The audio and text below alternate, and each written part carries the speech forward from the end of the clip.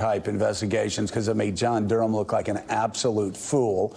And when they tried to prosecute the prosecutors, investigate the investigators, they were the ones who ended up being damaged politically. Katty Kay, so this is really, let's pull back. Let's look at not only Gates, but also Tulsi Gabbard and Pete Hegseth.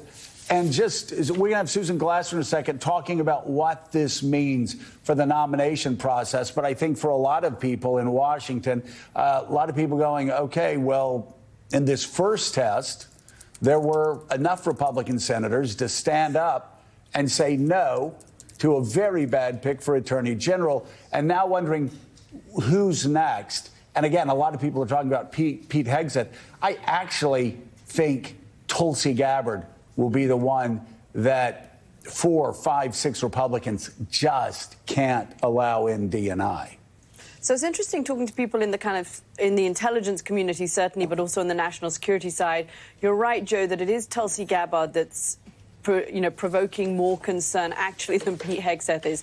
Maybe because people feel that the Department of Defense can work around Pete Hegseth. Maybe it's because you've still got the Secretary of State, Marco Rubio, and the National Security Advisor who can mitigate what happens at DOD in terms of that position. But Tulsi Gabbard, and what I've been told is that one thing that she's not particularly famous for is keeping secrets. So there's an irony there of putting somebody who has that reputation at the head of the intelligence community. But Dave, back to Pam Bondi, what do you think her ideology is when it comes to the Justice Department? What is it she wants to do to reshape the Justice Department? You know, Katty, I think that she's going to pursue Trump's initiatives on immigration, and that will be controversial, the mass roundup of undocumented migrants. But she'll also pursue strong policies against fentanyl. She'll go after anti-Semitism on campus, so I will applaud her for that. But she's not a revolutionary. She's not going to burn the place down. She is someone who has ties to people on both sides of the aisle. She works within the system.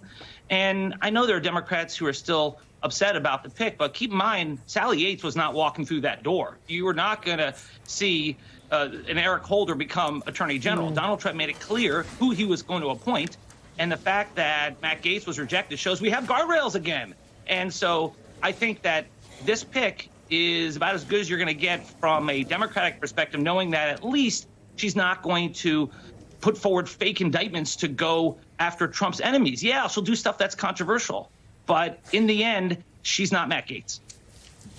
All right, State Attorney for Palm Beach County, Florida, Dave Ehrenberg, thank you very much. And one thing we need to look at is the whole Trump University, the payments and her support of him, and we'll be following that part of the story as well. I'm sure that will be talked about, especially during this process. Let's